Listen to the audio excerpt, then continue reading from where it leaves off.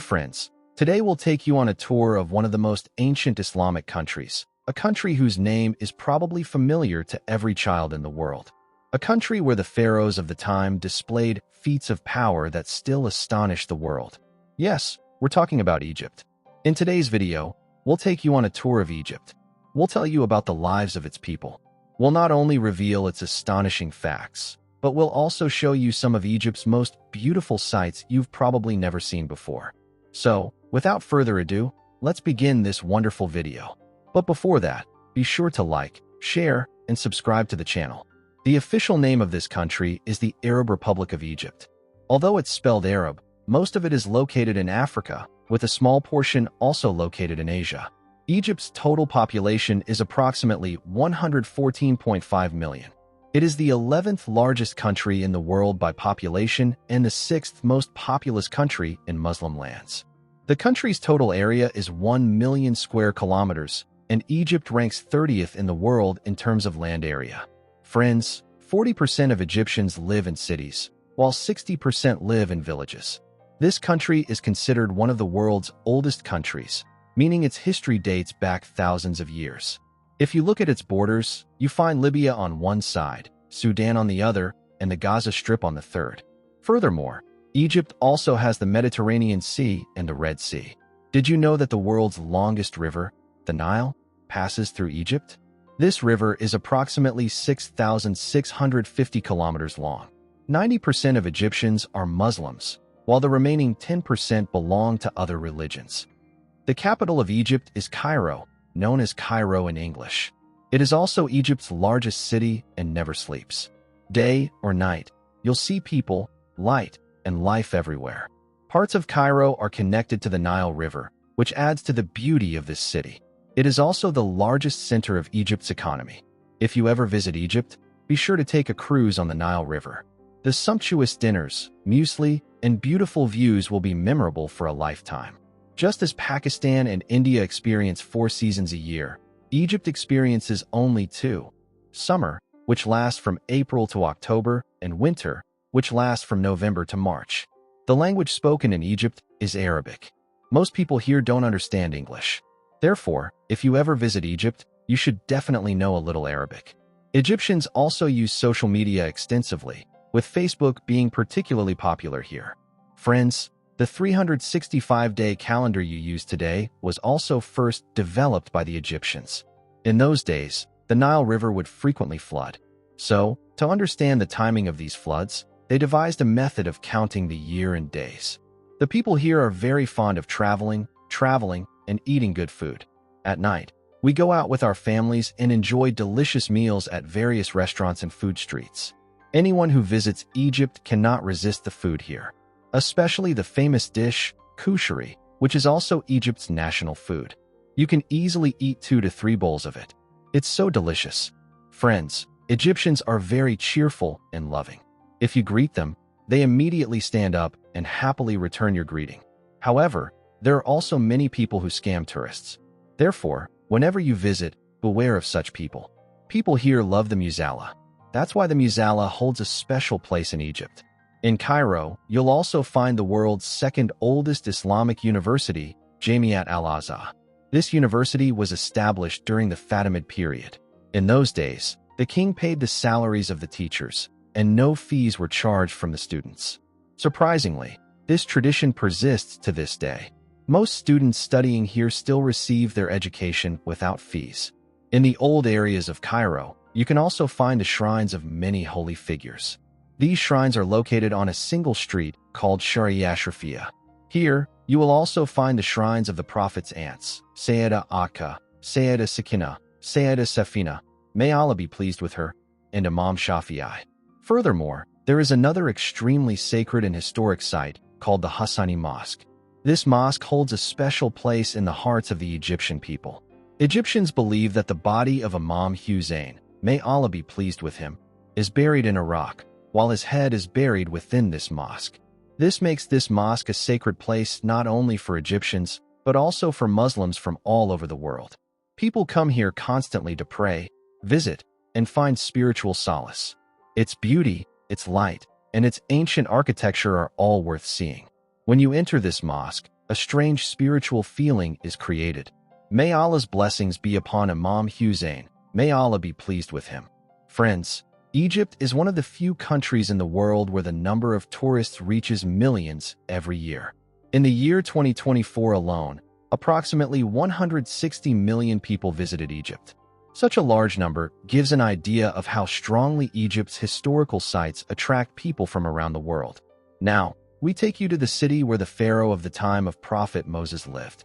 An important point to understand here is that pharaoh wasn't the name of a single individual. In ancient Egypt, any king who held power called himself pharaoh. In other words, pharaoh was a title. The city is called Luxor. It's located approximately 614 kilometers from Tyre. The Nile River flows through this city, which has sustained this region for thousands of years. Today, Luxor has a population of approximately 1.5 million. Surprisingly, even today, you'll find some people praying in the ancient shrine of Pharaoh in Luxor.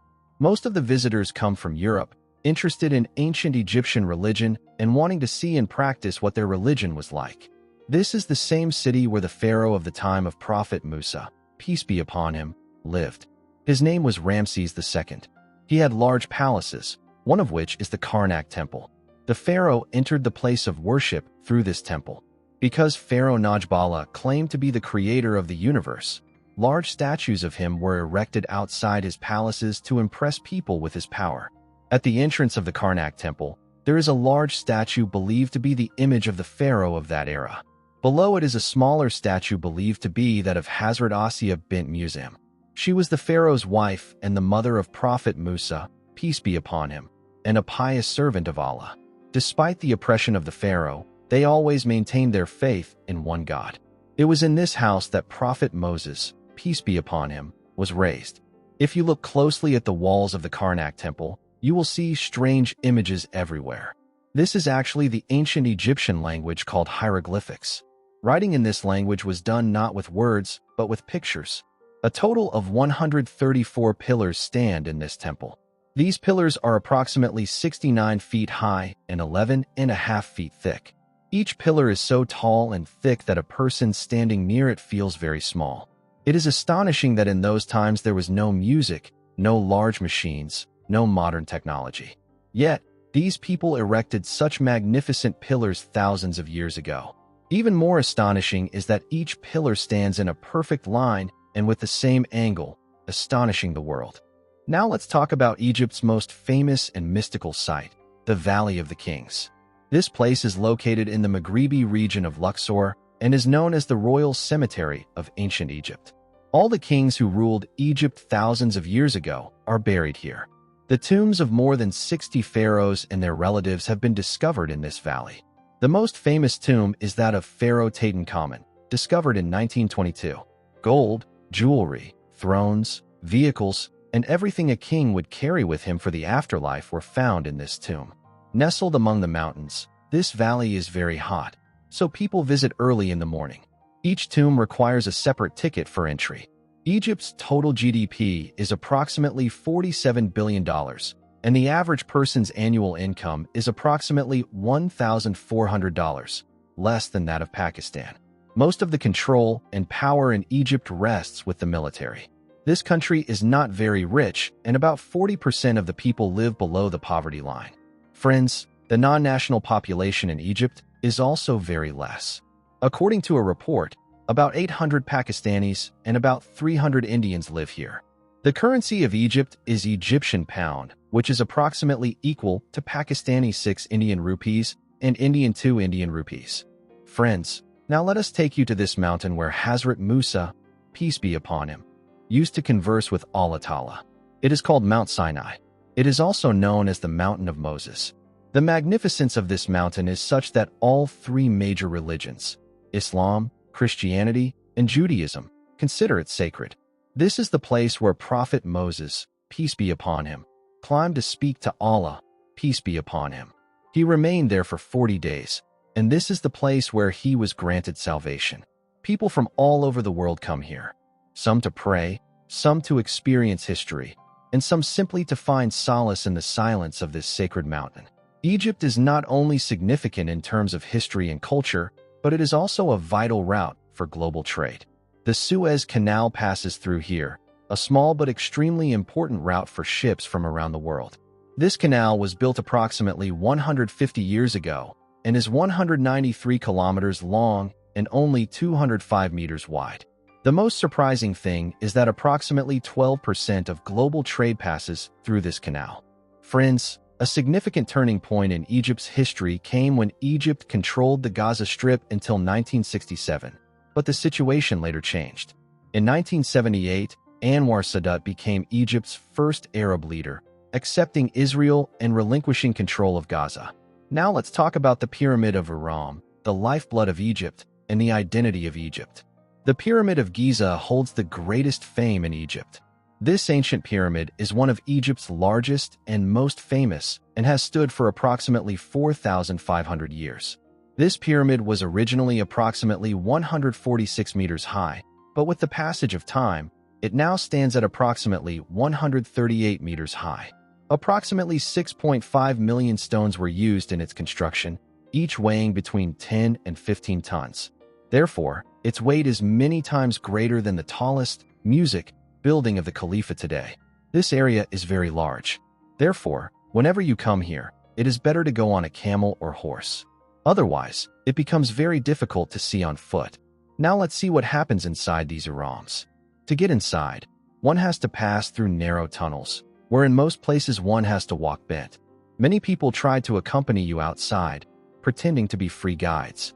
But trust the actual signboards. If you have breathing problems or anxiety, avoid entering, as the passages are very narrow and closed. During the classical period, the pharaoh's mummy was kept here, along with gold, silver, jewelry, and other essential items, as the Egyptians believed that the king would rise again in the same glory and splendor. Near the Pyramid of Giza stands the world's most famous stone statue, Sphinx. It has the body of a lion and the head of a human. It is approximately 73 meters long and 20 meters high. In ancient Egypt, people believed that this statue protected the pharaoh and the pyramids, protecting them from all harm. Its face and body have certainly suffered the effects of time. But even today, it is considered one of the most magnificent and powerful statues in the world. Now we take you to Egypt's most beautiful and iconic paradise, a place few people know about. This is XyloDocs. It's located about 750 kilometers from Cairo, near the Libyan border in the Maghreb. If you truly want to experience Egypt's true beauty and ancient culture, you should definitely visit this place. Here you can bathe in a natural hot spring. Legend has it that Cleopatra, Egypt's most famous queen, bathed here. Following this, Siwa's salty lakes are renowned worldwide. Even if you try to drown while bathing in these salty lakes, you can't because the salt content in these lakes is so high that it prevents you from drowning, allowing your body to float naturally on the water. What's even more remarkable is that the salt in this lake doesn't sting the eyes or skin, allowing you to bathe comfortably. The best time to visit this place is from October to March. Friends, if you want to see the Cairo that breathed the same air 1,000 years ago, you have to come to Khan el-Khalili Bazaar. This market is famous for the largest collection of handcrafted art in the world. Here you will find thousands of pharaonic masks, scrub jewelry, Arabic swords, unique items like the milk of Cleopatra, and perfumes. The most famous item here is the cartoon necklace, on which your name is written in hieroglyphics, the ancient pharaonic language. If you try to buy something there, they will double the price as soon as they see a tourist. What's the point?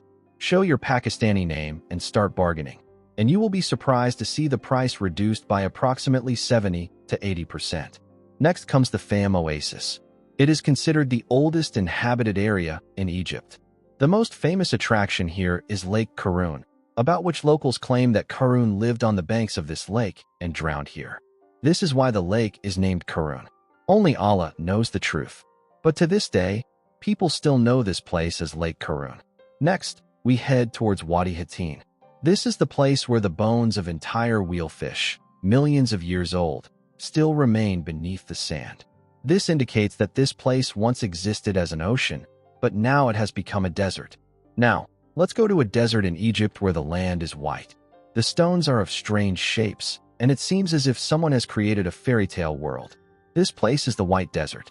The white limestone and the strange shapes here give the impression of being a natural sculpture. Now let's head to Egypt's most famous tourist city, Sharm el-Sheikh. Its clear waters, lush beaches, colorful coral reefs, and world-class diving spots leave every traveler awestruck. This city is a paradise in Egypt, especially for those seeking sun, sea, and adventure. Now, let's take you to Cairo's The Great Museum. In this museum, you'll see the mummies of past Egyptian kings, along with gold masks, jewelry, utensils, furniture, and other precious items belonging to the pharaohs. Tickets cost approximately 200 Egyptian pounds for non-residents and approximately 100 Egyptian pounds for locals.